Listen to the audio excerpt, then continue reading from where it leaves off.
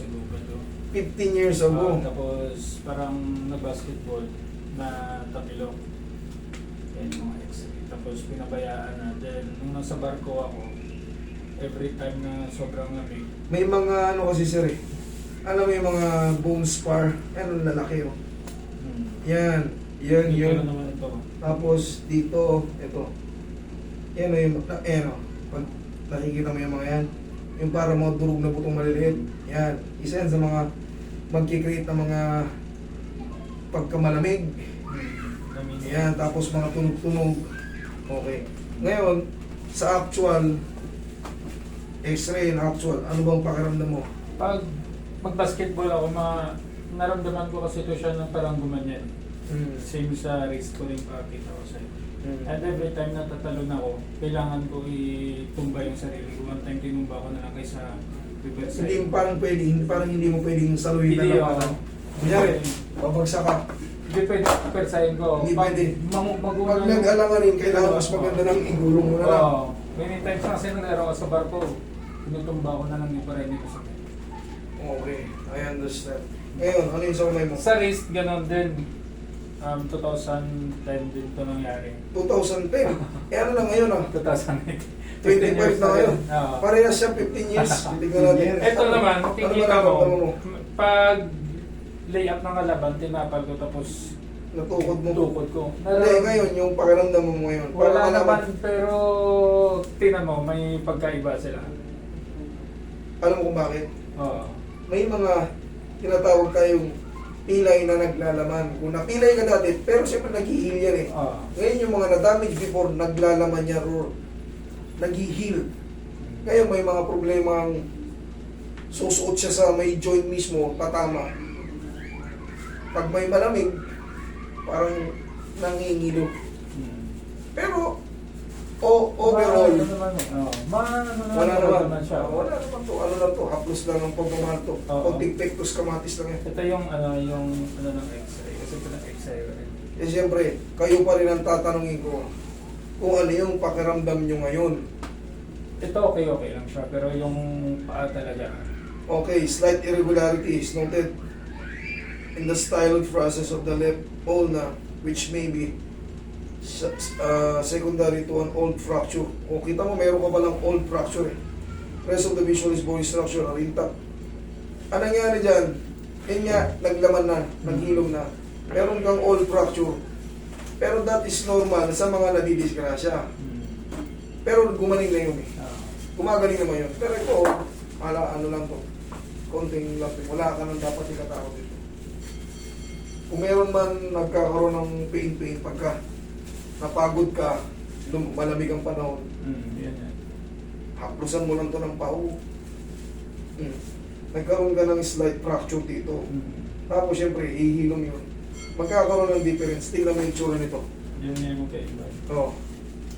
Tingnan mo ito, lubog. Ito, medyo. Ito, may buto, kaso pa ganon. Ito, tingnan mo, baking. Pabilog. Oh, okay. Gawa nga ng nabasag na to before. Kaya medyo parang lumapat. Nandiyan pa rin yung buto, kaso parang hindi siya nakaganito. Oo, hindi siya bilog. Yes, so tingnan mo, wala. Ayan ang kabila. O yan, bilog na bilog. Okay, pero wala yan. Ang ibig ko na sabihin dyan, wala na kayong dapat ikatakot dyan. Konting adjustment lang to kasi magaling na yan.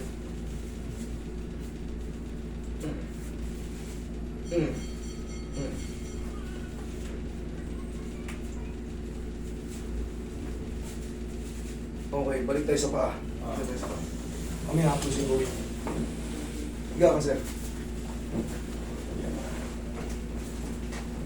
Eto, wala raw force. Pag tumalon siya, mas gusto niya na lang magpagulong kaysa yung tumayo na pabagsak.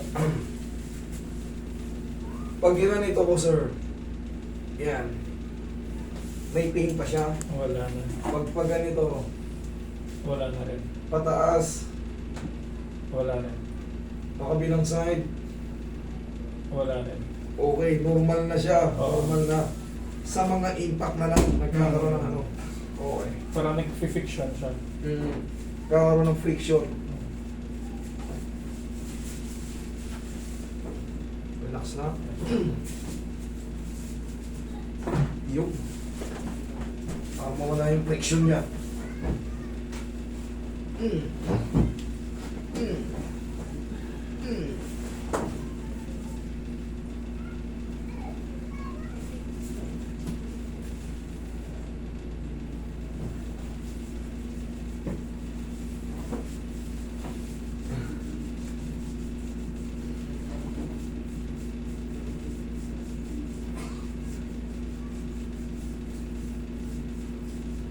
Tayo pa konti, Roy.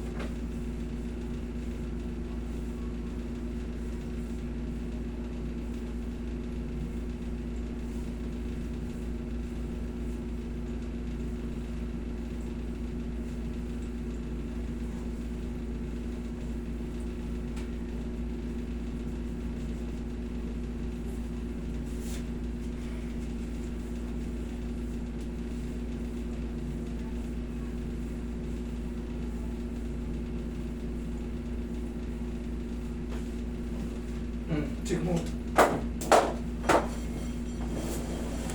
Pero masaya din siya ng ako, yung bumubukol siya ng malaki. Wala eh. Bumubukol siya malaki pag napagod. Pero ngayon, iba na yan. Talon ka. Mm. Oh, Medyo okay na siya. okay. Sabi ko sa'yo eh. Diba? Kasi mayroong gumalaw dun sa loob. Paghata ko may nabago. Eh sabi ko, okay na yan. Okay? Siyempre magkaiba yung may alignment at haplos lang. Okay? Sige, thank you. Thank you.